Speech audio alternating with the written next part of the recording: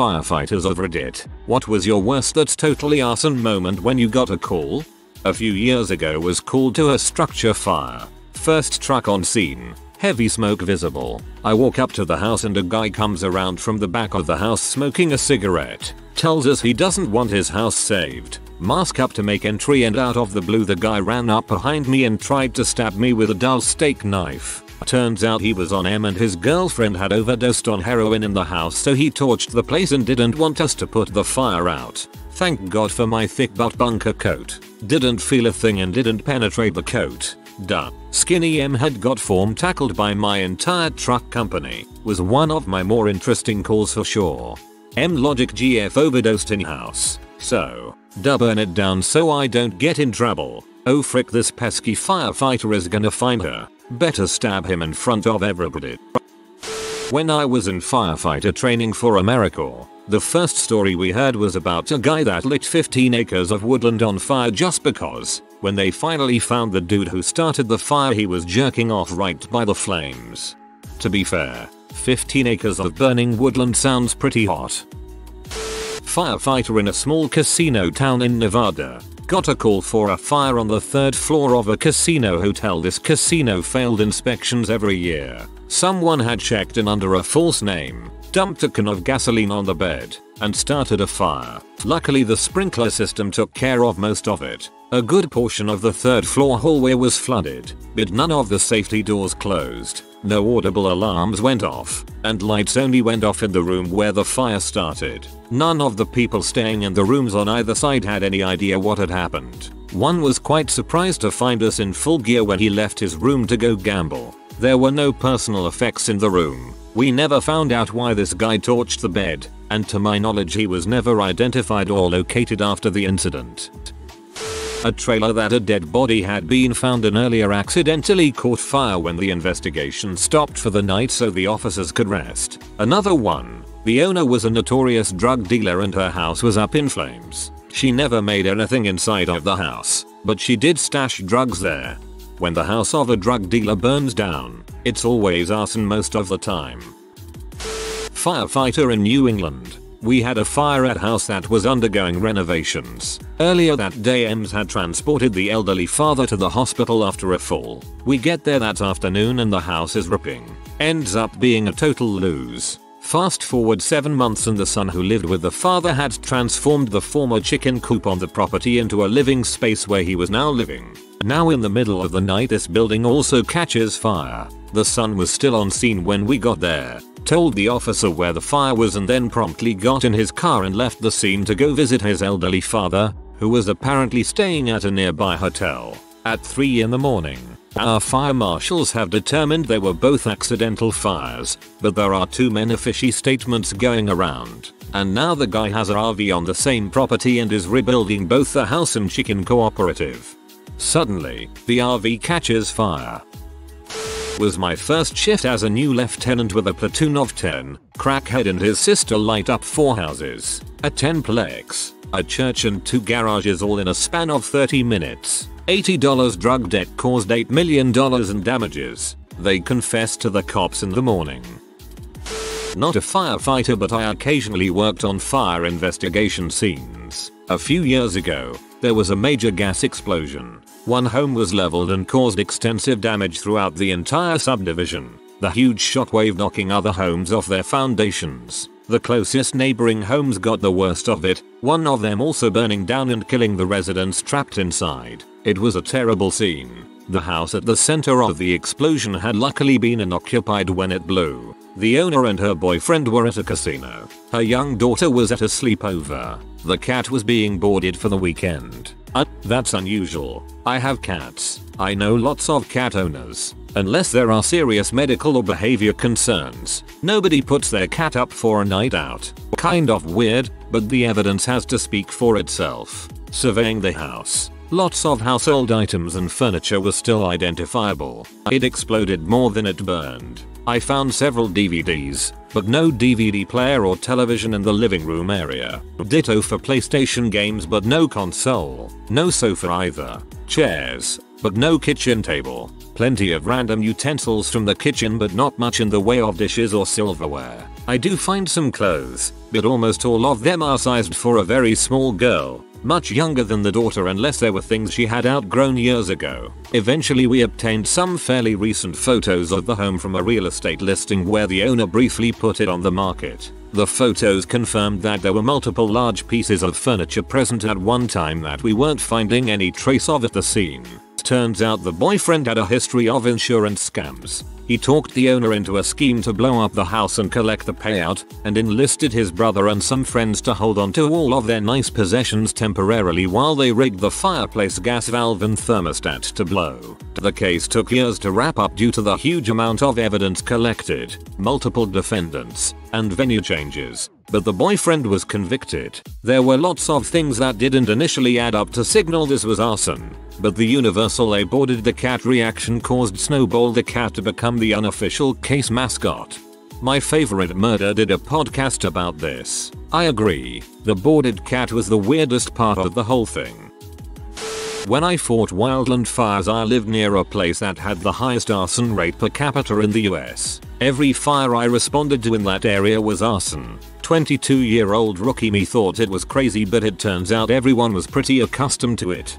When I took the class, my instructor said during slow fire years caterers have been known to start fires. I guess the contracts to feed the camps are huge money. Not a firefighter, but where I grew up there was a beautiful old fire station.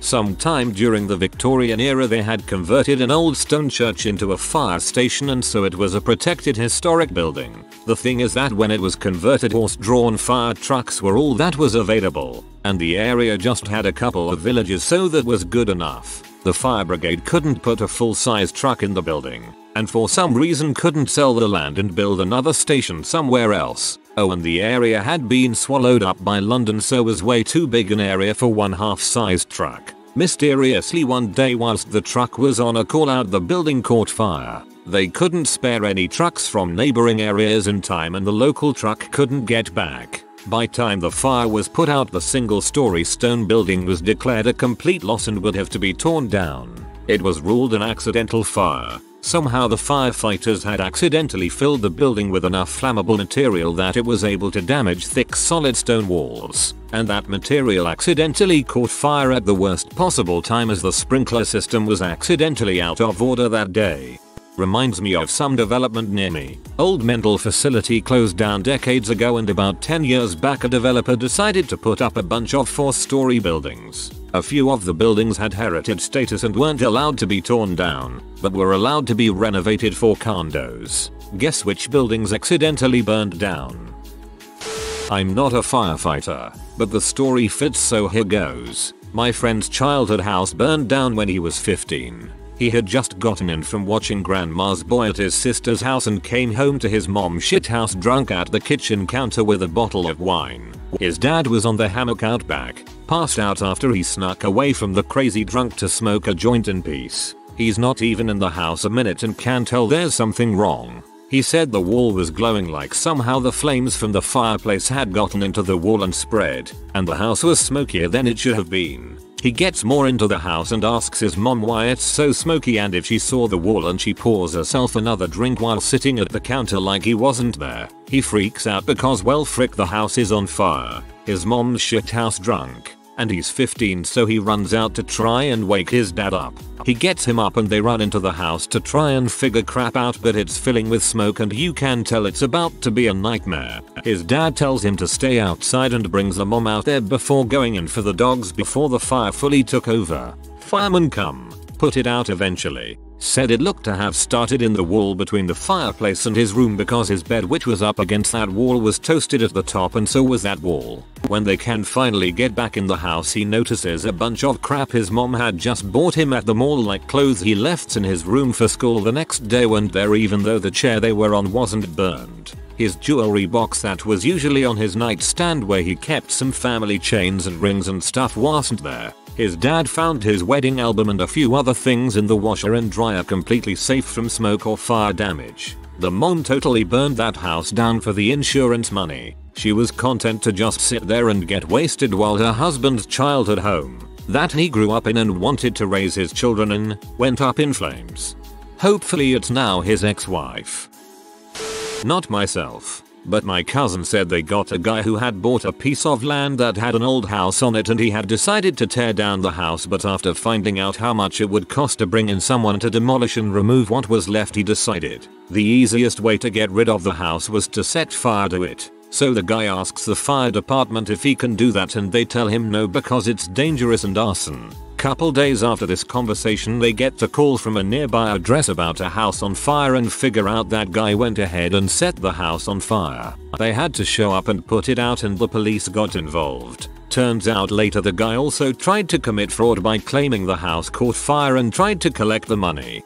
When we wanted to get rid of the old house on my brother's land, we just called the fire department and let them do a controlled burn. It got us rid of the dangerous old house and they were able to use it as a training exercise.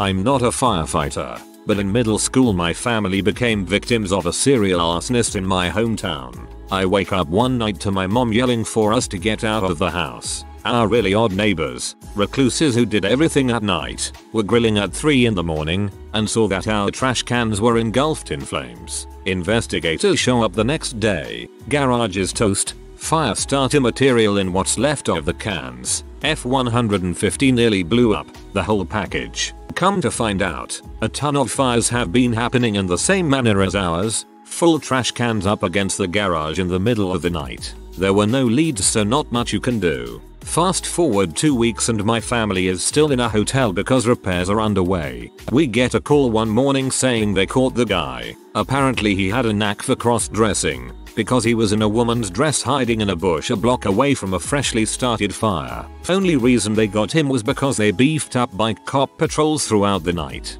No motive, just had a fetish for flame, I guess. He still lives around the corner from me. Came back after he did time. Pretty wild.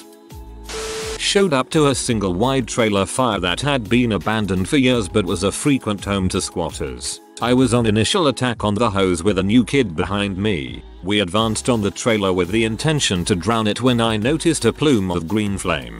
A number of things can cause green flame, but in this case all it did was highlight the 6 propane tanks fully engulfed in flame not 5 yards away from us. We had no idea how long they were engulfed. And even though they don't blow up as easy as they do in movies, they will explode, after venting for too long. Needless to say, we backed the heck out of there and continued to drown it, from a safe distance. Luckily there was no explosion, but after it was all said and done we discovered that the trailer was being used as a M lab. However, we didn't realize that it was arson until the 4th or 5th M lab burned down.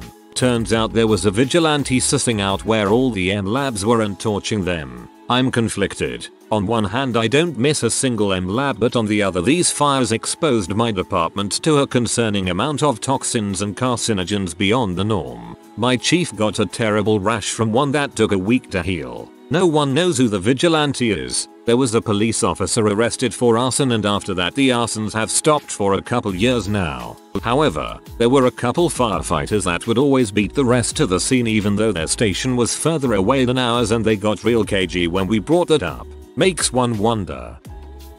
House fully involved in the middle of the night. Neighbor stated that the home's residents were renters who had been evicted earlier that day for non-payment. Not hard to put 2 and 2 together. Although, that's a pretty good alibi if you wanted to burn your house down. Police car in small town USA was doused in an unidentified fluid and torched. We stopped it before it spread to the building. Police station. It was parked next to. Not a firefighter, but I live in a large city in the UK. It's in the top 5 and we have, as all English cities have, large old building that can't really be used for much but look nice and give the city historical value. A total for 6 of these buildings have burned down in the past few years. The fires always started in the middle of the night, declared random arson by police, and usually a few months after they were in the paper because the city planned to demolish retrofit them and permission was denied. It is very clear that the city burns down listed building and builds what they want on the site. The city was also found to be putting, in their own words, blacks, druggies and other undesirables into certain areas to keep them contained, I guess. This city is a crap hole. I was on jury duty for this one. A guy publicly says that if his girlfriend leaves him he's going to burn their house down. The guy gets into a fight with his girlfriend at a party. She says she's going to leave him. He says if she leaves him he'll burn down their house. She leaves as the middle of the afternoon party ends. 90 seconds later the house is burning furiously. The guy is missing. Fire department concludes that the fire was set. Police start looking for the guy. Some nights the guy shows up at his friend's house for beer and admits that he started the fire. Police keep looking for him.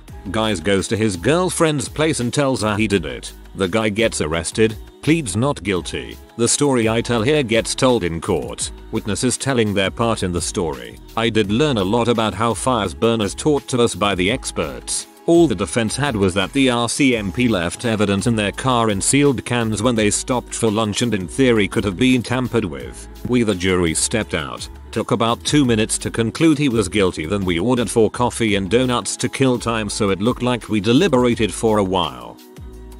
In the city that I work for, the garbage trucks use the alleys for their routes. A guy walking down one of the alleys at 3 AM decided to start lighting stuff on fire that people had left out for the next morning's garbage pickup. My engine company was initially toned out for a couch on fire. After extinguishing that, several blocks away, it was a pile of rubbish that was against a wooden fence. After finishing up with that, we start heading back to the firehouse and notice an orange glow and a smoke header about 5 or 10 blocks south of us. As my captain was getting ready to call it in over the radio, dispatch wound up toning out the box assignment. We arrive first on scene to see the entire north side of this vacant house burning. House was sided with gasoline siding. No accelerants were needed. He literally put a lighter to some of the siding peeling off and it took off like a match head. Burning asphalt siding spreads like it's soaked in gasoline, hence the name. Police investigating the incident checked home surveillance cameras in the area and were able to follow him on several cameras down the alleys as he lit these fires. To explain it better, they would have him on camera walking down the alley, watching him light one, then would lose him from that camera as he ran away. Then, another camera several houses down would pick him up as he kept traveling. Not a fireman, but we were working on a house that was near completion. Everything was done except for some cabinets and mirrors and some landscaping. A few of the crew were volunteer firefighters. I got a text late at night saying the house was up in flames. When I saw the house the next morning, everything was gone. It was burned to the ground. The fire had burned so hot that the solid steel counterweight on the backhoe nearby started to melt and looked misshapen. It was then that I knew it was arson. The investigator said that without a ton of accelerant, there was no way it could have burned that hot. Apparently they used a combination of diesel and gas, making the fire hotter than a normal diesel one. I forget exactly why they torched the place, but it wasn't insurance fraud. If I remember correctly, the soon-to-be residents had made some enemies where they used to live. New owners still got a house and we still got paid. Diesel and gasoline can melt steel beams. Late to the party, but I will add a story one of my instructors told me. They had this guy, Chuck, that had been with the department for only about 6 months or so but had developed a reputation for being overly excited about responding to a fire call. Chuck would also constantly complain if they had not had a call recently. About a month later, my instructor, Terry, gets a call very early one morning and it is from Chuck and he asks if there has been a call about a fire yet this morning. Terry replied no and went back to bed. Less than 5 minutes later, Terry gets an alert about a house fire and before he even gets a chance to answer the radio call, he hears Chuck tell dispatch that he is already on scene. Once the fire was out, Terry pulled Chuck aside to ask him about the fire and Chuck said that he was driving around and saw the smoke. Well, something did not sit right with Terry, and he alerted the arson investigator. A week later, same thing happens, except it was a business that was on fire. Chuck called Terry, asked if there was a report of a fire. Terry said no and as soon as he got off the phone he got dressed and was heading out the door when he got the alert and again Chuck responded immediately that he was on scene. By the time that the first due engine arrived, Chuck already had the fire out. The one thing that Chuck overlooked however was that the business had security cameras. The cameras recorded Chuck setting the fire, driving away and circling around the block, pulling back into the lot, and grabbing his equipment to extinguish the fire. TLDR. New firefighter complains that there are not enough fires, decides to take that problem head on. Sadly, this is a lot more common than you might think. Not a firefighter, but a first responder. I was first on scene to a garage fire. As I approached, I noticed what looked like a low-lying shrub on fire in a yard a few houses down. I proceeded to observe the garage fully engulfed in flames. The house was dangerously close to the garage, so I began knocking on doors to see if anyone was in the house. When I went to the side door, it was open. After knocking and announcing my presence, I opened the door and immediately smelled gasoline. I decided to clear the house and began going room by room. Upon opening an upstairs bedroom door, all I see is red, lines of blood everywhere, on the walls, the floor, the ceiling. It turns out the husband had taken a circular saw to his wife, who was lying on the bed. To my horror, she was still alive but gravely injured. Remember the shrub that I saw when I was approaching the house? It turns out that was the husband. He ended up being quite a crispy critter. They both died and we had no remaining witnesses. It seemed like the husband cut the wife up and then intended to burn the house to cover it up. He doused the house in gasoline, then returned to the garage for more gas, and somehow lit himself and the garage on fire. He must have started running when he caught a flame, but he only made it a couple of houses down before collapsing. Row.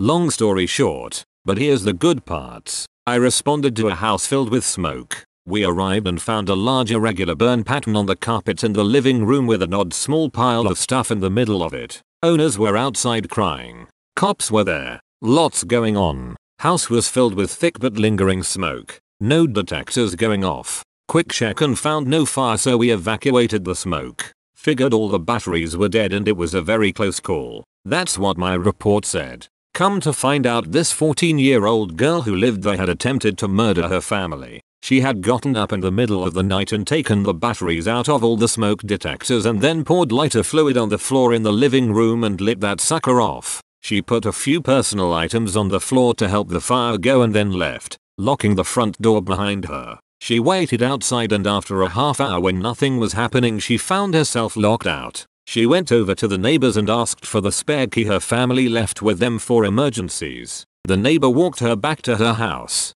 presumably to tell the girl's parents she had been out at all hours, and when he unlocked the door a bunch of smoke rolled out from the smoldering carpet. Neighbor calls 911 and the girl freaks out, says it was a mistake and that she didn't mean it. The neighbor is standing there with a WTF look on his face. Cops heard the call for fire and they jumped on it to help. When they arrived, this girl was losing her crap in the front yard. Neighbor relays what he heard to the cops. The girl's parents are now up and trying to figure out what was going on. Apparently the girl told the cops she knocked over a lamp or something innocent and then went for a walk. But when they looked inside the front door and saw the makings of a crime scene coupled with her ever-changing and inconsistent story, they put some cuffs on her. Mom is P and the girl says that she wishes she would have killed them. While I wasn't there for that moment, I imagine she shook her fist and said, and I would have gotten away with it too if it wasn't for those meddling neighbors.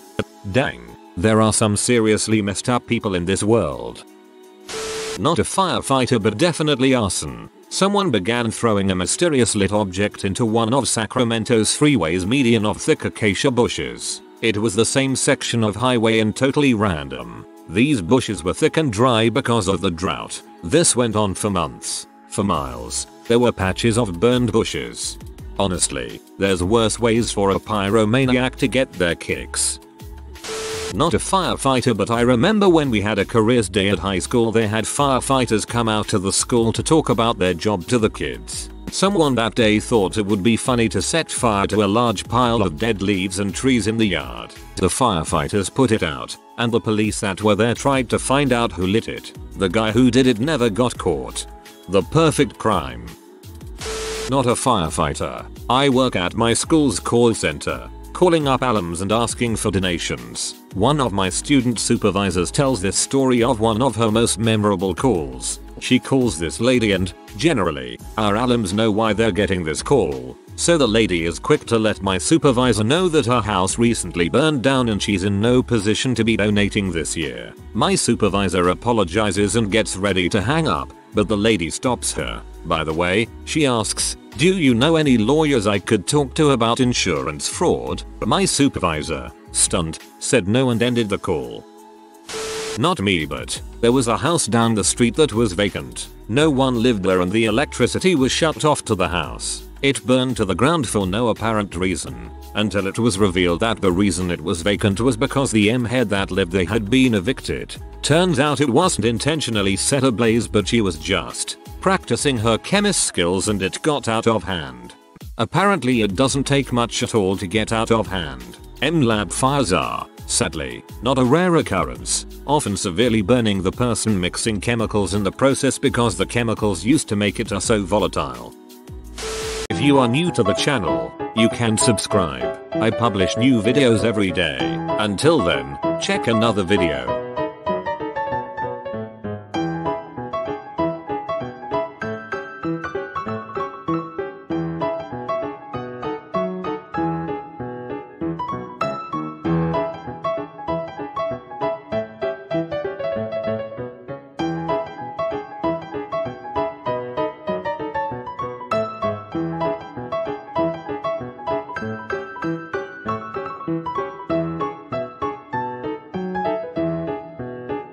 Bye for now.